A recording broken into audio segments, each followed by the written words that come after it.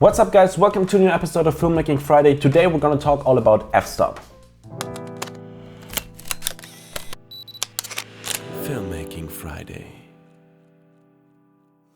Welcome back to the series. Today we're gonna dive into the world of F-Stop. So let's get started. F-Stop is also called Aperture, and it's a fundamental concept in photography and cinematography that controls the amount of light entering the camera and also that sweet blurry background called bokeh everyone is looking for because it's the thing that makes your footage look cinematic. The f-stop, again also known as aperture, is a measurement of the lens opening that determines the amount of light reaching the camera sensor. It also affects the depth of field, which is the range of distance that appears in focus in your footage. F-stop values are represented by numbers such as 1.8, 5.6 and so on. The lower the f-stop number, the wider the lens opening and the more light enters the camera. Of course, also the other way around, the higher the f-stop number, the smaller the lens opening and the less light is reaching the sensor. There's also a t-stop for cinema lenses, but this video is just about f-stop because it's just more common. Let's explore how f-stop affects your footage in different scenarios. First, to give you an overview on how different f-stops behave, here I have all the different main f-stop variants compared to one another. The first one is f1.4, very open, very blurry. Next up on the line, f2.8, still a very creamy background. f4, by the way, this is on a 50mm lens. If you would have f4 on, for example, a 24mm lens, the blur wouldn't be that much. If you would be on 200mm, it would be way more blurry. But I thought the nifty 50 would be a good focal length for comparison. f5.6, we're starting to see more of the background.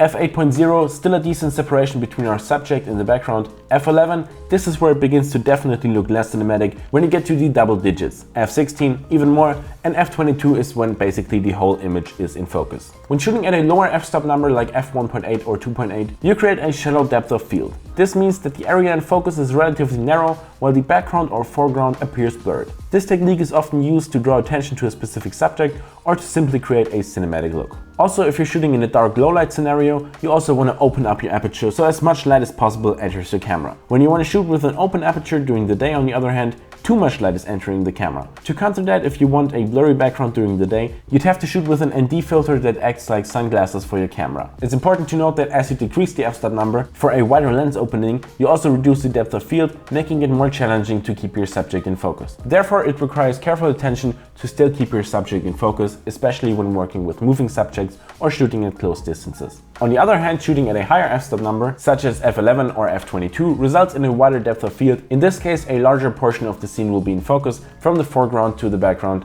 This technique is commonly used in landscape or architectural shots, where capturing sharp details throughout the entire frame is important. Shooting at a higher f-stop number reduces the amount of light, requiring longer exposure times. Last week we talked all about camera shutters, or additional artificial lighting to achieve a proper exposure. This can be great in bright daylight situations, but be careful, if you close your aperture down a lot, everything will be in focus. This will not only result in, as some would say, less cinematic footage. No, I mean literally everything will be in focus. This means even if you have the slightest bit of dust on your camera sensor or lens, if you now hold it in the sky or any other plane surface, you will see all that nasty stuff that's normally hidden in the blurriness of the wide aperture. It's worth mentioning that lenses have specific limitations on their maximum and minimum f-stop values, which can vary depending on the lens model and type. High quality lenses and also prime lenses often offer wider maximum apertures, allowing you to achieve lower f-stop values and more creative control over your depth of field. Some, mostly lower cost zoom lenses also very often come with an aperture that changes depending on how much you're zoomed in. For example, the Canon 18 to 55mm kit lens has an aperture of 3.5